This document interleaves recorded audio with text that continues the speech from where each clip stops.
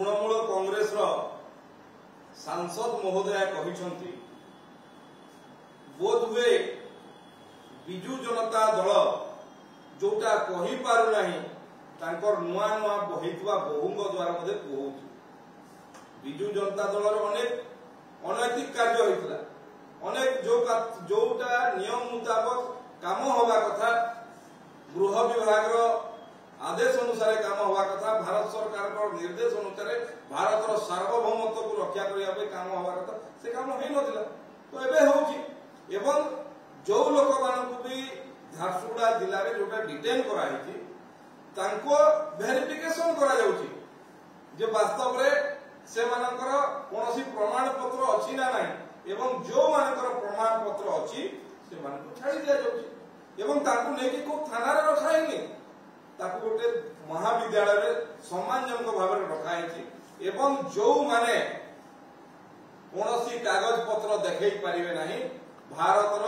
आईन मुताबक तांको ऊपर कार्यानुष्ठान मध्य नियाजिबो जो कार्यानुष्ठान नीति निर्धारण है से अनुसार करा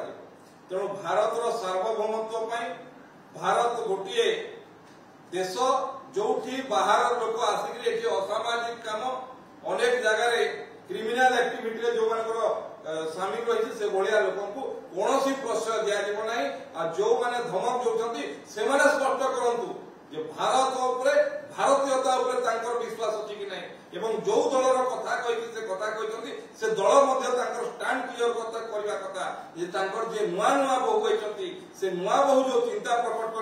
कर दलर रेफरेन्स देखिए ये से दलर स्टैंड कौन जे वास्तव में जो माने विदेशी नागरिक बांग्लादेशी जो माने एठी रहिबा कथा ना एठी जीवा कथा से दल भी ताको स्पष्ट करिया कथा ओडिसावासी सामने आउ से चेतावनी देइछन्ती जे बंगर अधिक जो अछन्ती पर्यटक पैसा जाउछन्ती ओडिसा अर्थनीति मध्ये ताको 50%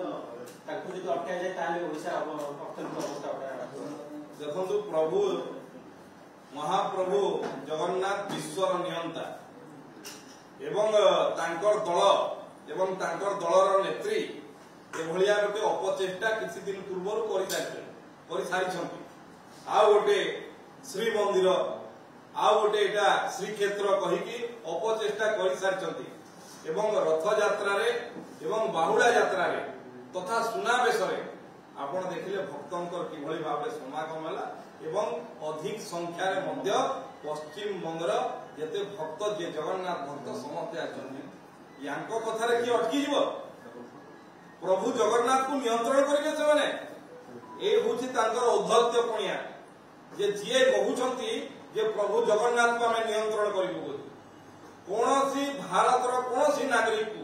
ओडिसा रे असुविधा करा जीव नै से सुरक्षित एठी किंतु कोनोसी विदेशी नागरिक जे इलीगली बेनियम भाव रे ओडिसा रे रहउछन्ती तांकु मध्य जो आईन मुताबक जो कार्यानुष्ठान होगा कथा ताहा दृढ़ भाव में नियाजिबो इथरे स्पष्ट थाउ किंतु मु बार आउ थरे कहि देबा पई चाहे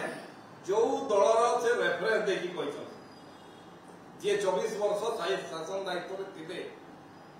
जहां को ये नुआ नुआ बहु होइछन से स्पष्ट करिया कथा से दल ये ऊपर तांकर स्टैंड कोन इटा हवा कथा ना हवा कथा नो तांकर दल कोठी छिड़ा है कि बांग्लादेशी मानकर सपक्ष रे ना बांग्लादेशी मानकर विरोध रे जो माने बेनियम भाव में रहउछन्ती से माने रहिबा कथा ना जीवा कथा ता ऊपर से दलर मध्ये स्टैंड क्लियर होय चार मध्ये करते केस करियो बोले से जो केस नंबर अटकाई से केसटा लेवल मामला देखो मु कहिली आपन को जो मानकर स्पष्ट भाव रे कागज पत्र अछि जो मानकर पाखरे डॉक्यूमेंट अछि जो माने भारतीय नागरिक प्रमाण पत्र अछि छाड़ी दिया जहाँ प्रमाण पत्र नहीं तांको ऊपर आईन मुताबक जो कार्यानुष्ठान नियाजिबो तेणिकी जे कोर्ट जाउछि जाओ जे जाउछि जाओ से डायरेक्ट केमि कहउतनी ताको निर्वाचन मंडल रहउ ताको एक परिचय पत्र अछि का मु कहउछि आपण देखंतु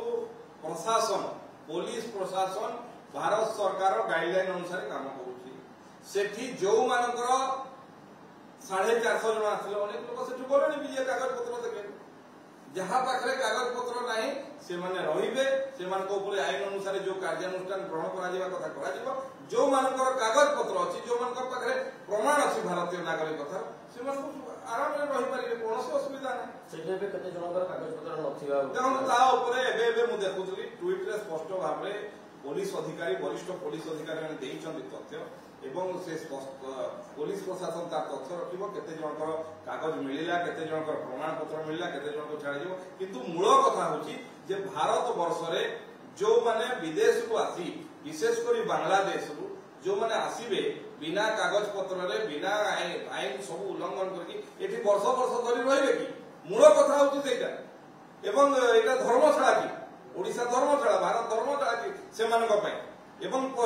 ତୃଣମୂଳ କଂଗ୍ରେସ ଏବଂ ବିଜୁ ଜନତା ଦଳ ଉଭୟ ଦଳ ସ୍ପଷ୍ଟ କରିବା କଥା ସେମାନେ ଭାରତ ବର୍ଷରେ ଭାରତୀୟ ମାନଙ୍କ ସାଙ୍ଗରେ ଅଛନ୍ତି ନା ନିଜର ଭୋଟ ବ୍ୟାଙ୍କ ପାଇଁ ବାଂଲାଦେଶୀ ମାନଙ୍କ ସାଙ୍ଗରେ ଅଛନ୍ତି, ଇଏ କଥା ଦୁଇ ଦଳ ସ୍ପଷ୍ଟ କରିବା। ଏ ସଂଖ୍ୟା ଏତିକିରେ ରହିବ ନା ଆହୁରି ପୂଜା ହବ ସେଠି ବାଂଲାଦେଶୀ କୌଣସି? ଦେଖନ୍ତୁ ଇଏ ଏକ ପ୍ରକ୍ରିୟା, ଇଏ ପ୍ରକ୍ରିୟାରେ ଯେତେ ଜଣ ଅଛନ୍ତି ସମସ୍ତଙ୍କୁ ଅଣାଯିବ, ଯାହାର ଯାହାର କାଗଜପତ୍ର ଥିବ, ପ୍ରମାଣପତ୍ର ଥିବ ଭାରତୀୟ ନାଗରିକ ତାଙ୍କୁ ସମ୍ମାନର ସହ ଛଡାଯିବ, ଯୋଉମାନଙ୍କର ନଥିବ ଆଇନ ଅନୁସାରେ କାର୍ଯ୍ୟାନୁଷ୍ଠାନ ନିଆଯିବ। ନାଇଁ ମହିଳା ଯୋଉ